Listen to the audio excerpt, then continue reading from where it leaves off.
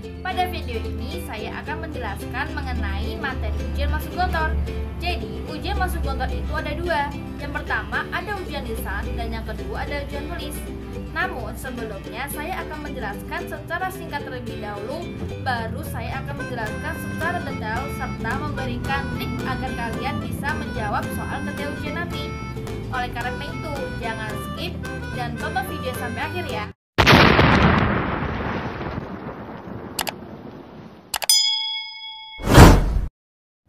Bagaimana sih ujian lisan di gontor itu? Jadi, ujian lisan ini akan dilakukan secara individu oleh masing-masing calon santriwati, di mana nantinya kalian akan dibagikan ruang atau kelas tempat ujian. Di tiap ruangan itu akan terdiri dari 3 sampai dengan 4 ustadzah atau ustadz sebagai penguji. Lalu apa saja materinya? Materinya meliputi psikotes, ada Al-Quran dan tajwid, dan yang ketiga ada ibadah amalia dan qauliyah. Lalu yang kedua yaitu ada ujian tulis. Ujian tulis ini akan dilakukan secara serentak. Materinya meliputi imla atau dikte bahasa Arab, yang kedua ada bahasa Indonesia, dan yang ketiga ada berhitung soal. Berhitung soal ini yaitu matematika yang setara dengan kelas 6 SD. Untuk yang dari SD atau SMP itu tidak ada perbedaan materi ujian. Jadi walaupun dari SD atau SMP kalian akan mendapatkan materi ujian yang sama seperti yang sudah saya jelaskan tadi. Oke, sekarang saya akan menjelaskan secara detail mengenai materi ujian lisan plus jawaban yang dapat kalian jawab ketika ujian nanti.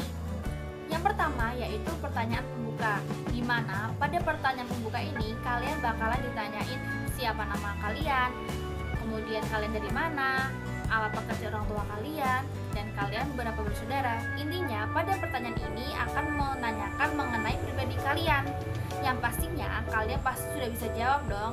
Jadi trik yang pertama agar kalian bisa menjawab pertanyaan pertama ini yaitu kalian tidak boleh nervous dan harus pede. Nah, pertanyaan kedua yaitu pertanyaan mengenai pengetahuan kalian mengenai gontor dan keminatan kalian untuk masuk gontor. Di pertanyaan ini ada beberapa pertanyaan. Yang pertama yaitu dari mana kalian tahu tentang gontor? Kalian bisa menjawab saya tahu gontor dari kakak kelas saya atau saudara saya yang juga masuk gontor, sehingga menginspirasi saya agar saya bisa menjadi seperti dia yang bisa fasih dalam berbahasa Inggris dan berbahasa Arab. Atau mungkin kalian juga bisa menjawab saya tahu gontor dari web yang ada di Google atau media sosial lainnya seperti IG atau channel YouTube seperti channel saya ini. Nah, pertanyaan kedua yaitu siapa yang menyuruh kalian masuk gontor? Nah, kalian bisa menjawab saya masuk gontor karena keinginan saya sendiri. Nah, lalu kemudian jika kalian ditanya kenapa, kalian bisa melanjutkan karena saya ingin melanjutkan belajar saya di Al-Azhar Kairo. Atau kalian juga bisa menjawab karena saya ingin menjadi seorang pemimpin seperti Din Samsudin atau Lukman Hakim yang sama-sama lulusan dari gontor. Kemudian bagi kalian yang disuruh oleh orang tua kalian, kalian juga bisa menjawab saya masuk gontor karena disuruh oleh orang tua saya dan saya memenuhi dengan niatan ingin memperbaiki agama dan akhlak saya. Nah, kemudian pertanyaan ketiga yaitu apa yang akan kalian lakukan jika kalian keterima masuk gontor? Kalian bisa menjawab jika saya keterima masuk gontor, saya akan belajar dengan giat dan sungguh-sungguh dan mematuhi peraturan pondok yang sudah ditetapkan. Nah, pertanyaan keempat yaitu apa yang akan kalian lakukan jika kalian belum keterima masuk gontor? Kalian bisa menjawab jika saya belum keterima masuk gontor, saya akan belajar lebih giat kembali untuk mengikuti tes masuk ujian gontor tahun depan, seperti itu.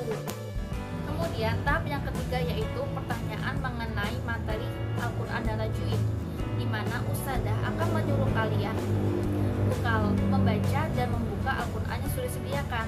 Jadi misalnya penguji ustadzah atau ustadz akan menyuruh kalian seperti ini.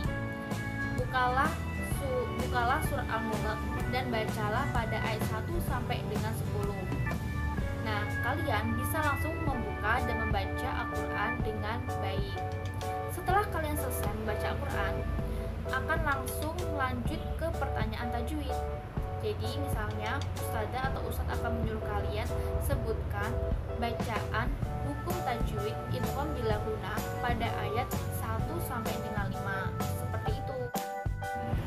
Bukan idgham bila guna saja ya, atau idgham bila guna saja, tetapi juga mengenai seperti hukum-hukuman yang lain, seperti ada idgham utama silain, ada atau bi'i, ada hakiki, pokoknya ilmu tajwid. Jadi kalian harus benar-benar hafal dan paham ilmu tajwid. Kemudian tahap yang keempat yaitu pertanyaan mengenai ibadah qauliyah dan amaliyah. Pertama ada ibadah qauliyah. Jadi di ibadah qauliyah ini nanti ustazah atau ustadz akan menyuruh kalian menghafalkan doa-doa sehari-hari. Misalnya hafalkan doa mau makan, hafalkan doa ketika mau masuk kamar mandi, atau doa mau keluar kamar mandi, atau doa mau berpergian. Intinya pada ibadah qauliyah ini nanti kalian bakal ditanyakan doa-doa sehari-hari. Kemudian ada ibadah amaliyah. Di ibadah amaliyah ini penguji akan menyuruh kalian mempraktikkan ibadah sehari-hari. Misalnya praktikkan sholat duha, praktikkan sholat tahajud, atau mungkin kalian juga bakal disuruh mempraktikkan tayamum, wudhu, atau melafalkan adzan. Oke, sekian video kali ini. Jangan lupa like dan subscribe ya, agar kalian tidak ketinggalan video-video baru kami. Wassalamualaikum.